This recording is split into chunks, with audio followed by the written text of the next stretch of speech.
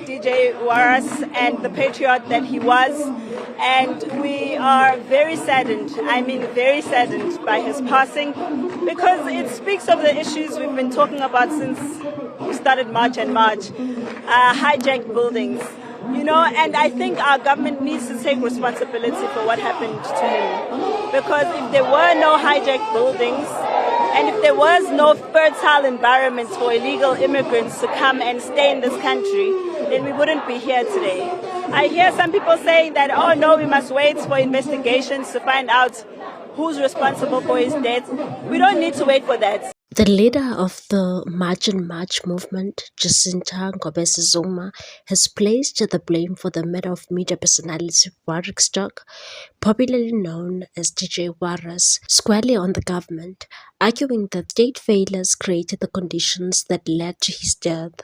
Ngobese Zuma made the remarks on Friday during a picket held at Durban City Hall in Church Square, where supporters gathered to demand justice and honor the late DJ and broadcaster. Her comments have sparked mixed reactions, with some South Africans echoing her calls for accountability, while others have argued restraint as police investigations into the killing continue. She said, "We are picketing today in memory of DJ Waras and the patriot that he was. His death speaks directly to the issues we have been raising since the launch of March and March, particularly around hijacked buildings." Stock was shot dead earlier this week as he was leaving a building in Johannesburg. He owned a private security company and had been vocal about crime and corruption linked to hijacked properties. Ngobese Zuma argued that government inaction on crime, hijacked buildings and illegal immigration had created an unsafe environment, and said if there were no hijacked buildings and no fertile ground for illegal immigrants to come and stay in this country, we will not be standing here today.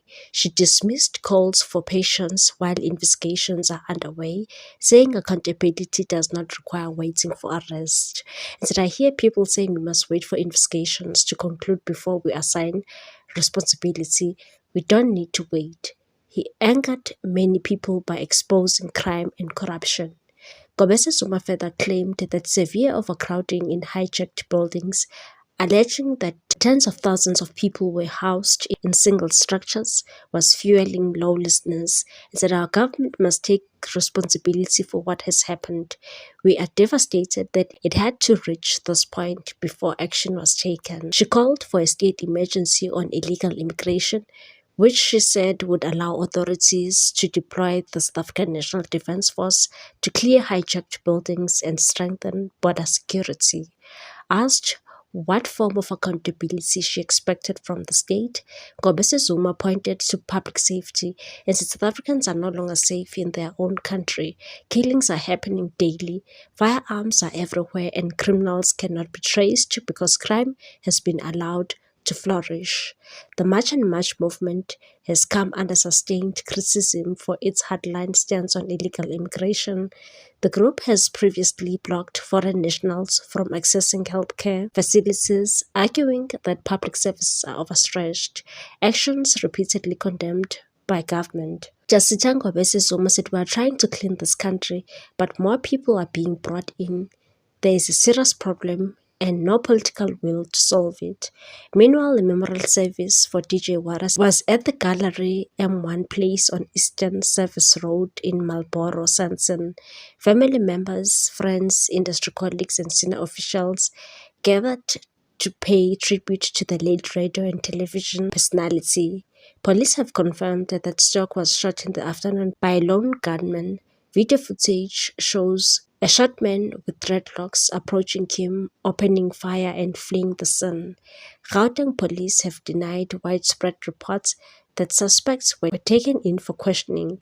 Police spokesperson Captain Ditwalo Sibeko said no arrest had been made and said there is no suspect who has been taken in for questioning or arrested at this stage.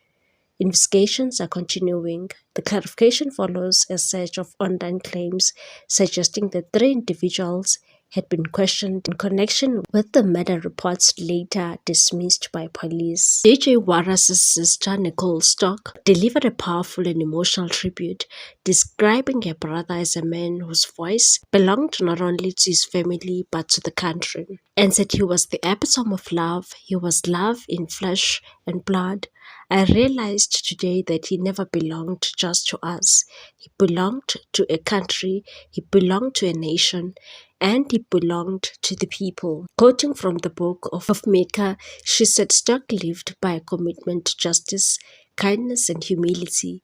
She did not shy away from expressing her anger over his death, and said, "I'm very, very angry. He was taken away from us too early." This is not where his voice should have ended. He was not a neat man. He was a divergent thinker. He thought in layers, not lines.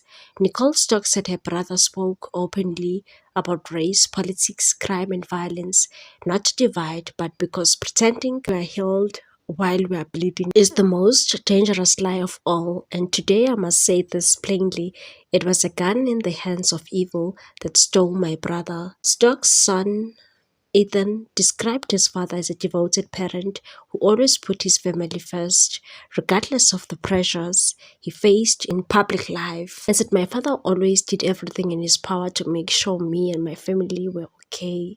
Regardless of how he felt or his financial situation, he always made a way." Ethan said the man the public saw was not always the man he knew at home, and said, "As a dad, my father was the complete opposite of how the media portrayed him. He was the life of the party and the brightest light in every room.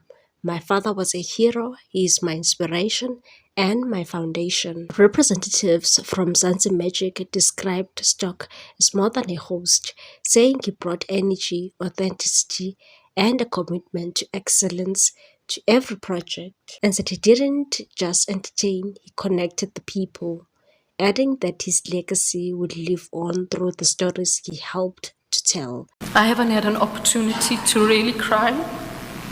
I've had to keep it together because he would want me to do that. I'm angry, I'm so angry because Warwick was taken away from us too early.